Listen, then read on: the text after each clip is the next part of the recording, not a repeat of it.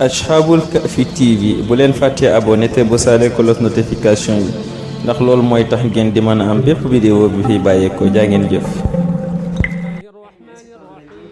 bismillahi rahmaani rahim rabbi israh li sadri wa yassir li amri wahlul uqdatan min lisaani yafqahu qawli.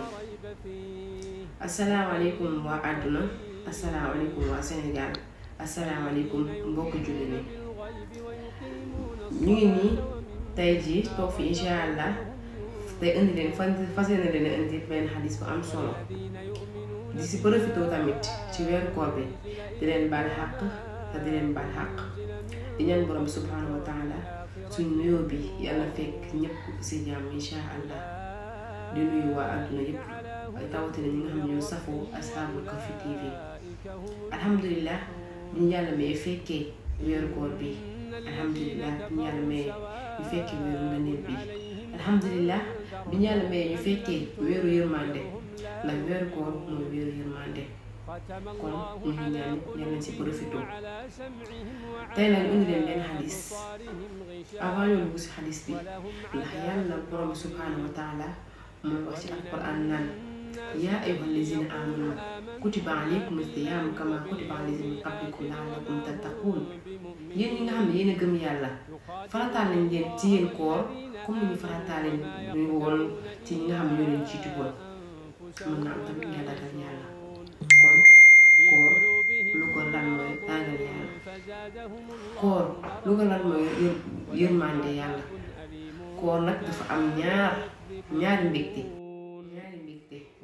mbégte bi njëkk bi mooy boo wóoree ba ngoon jot nga war a dog, loolu mbégte bu njëkk la. nga war a nga sentir yow ni nga xiifee woon ak ni nga war a récupérer waatee xéewlu waat, loolu mbégte la. nga xalaat tamit sa ragal yàlla bi nga am muñ ko ba heure ndogu. beneen mbégte bi mooy koor mbégte bi mu joxe mooy boo demee ba taseeg sa borom ëllëg yow la xiyam ba yàlla war laa fay koor gi nga waroon, boobu beneen mbégte la. kon koor am na ñaari mbégte ndax yonent bi sallallahu alayhi wa sallam mi wax ci xadis naan man saama ramadaana iimaanan wahtisaaban gufira lahu maa taqaddama min danbihi. képp ku xam dangaa woor weeru koor ànd ak tamit ngëm yàlla, ndax koor ngëm yàlla dëgg moo ko mën. ku woor mën ngaa taxaw nii rek ne damaa woor, mais mën naa nekk woor nga wala wóor, mais boo àndee ak taqwallah li nga xam ne moom mooy ragal yàlla, boo àndee ak moom yaa ngi nekk sa kër wét, ñam yaa ngi fii lekkoo ndax lan xam nga ni borom bi mu ngi fii, borom bu bëree bi mu ngi lay gis. ragal yàlla lekkoo naanoo ba ngoon jot, kon loolu am ngëm yàlla dëgg la ak ragal yàlla dëgg la. loolu tamit boo ko defee yàlla day jéggal say bàkkaar ndax yonent bi sallallahu alayhi wa sallam mu ngi doon si benn xadis naan yàlla dani bépp jëfu doomu aadama dañ koy fay, waaye koor moom man maa ko fay sama bopp. kon koor dafa nekk loo xam ne dafa foor, koor dafa nekk loo xam ne dafa màgg ci yàlla subhanahu wa taala. kon nañ bàyyi war xel koor bu baax a baax di si wax suñ mbokk soxna yi ñu gën a profité walla ci weer bi, ndax man soxna yi laa si gën a amal problème ci loolu.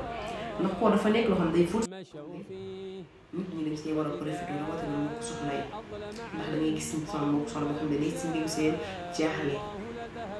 mais koor même bu nekkul koor sax, mais koor dafa nekk loo xam ne formation la boo xam ne boo ko defee boo paree da ngay continuer ak moom.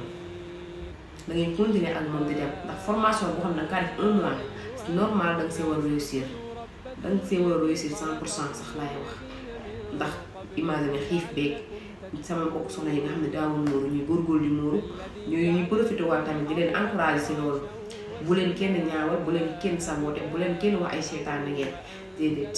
ñu si bëri dañoo ñàkk xamuñu loolu moo tax. mais koor gi dañuy góorgóorlu ko def, mais loolu ñuy def noonu ngan la ñoom ñi koy def bu ëllëg bu weer passé nañ ko continuer nga xam ne ñoom si lu baax lañ nekkoon. tey nekkul yàlla si koor kese lay fay jëf, donte que koor moo gën a màgg si yàlla, mais dangay war a continuer li ngay def si góorgóorlu bu baax a baax. di ñaanal sama mbokk julli yi bu baax, di leen di wax ñu gën a abonné ñu gën a partager vidéo incha allah fi nga xam ne mooy Ashabul Kahfi TV.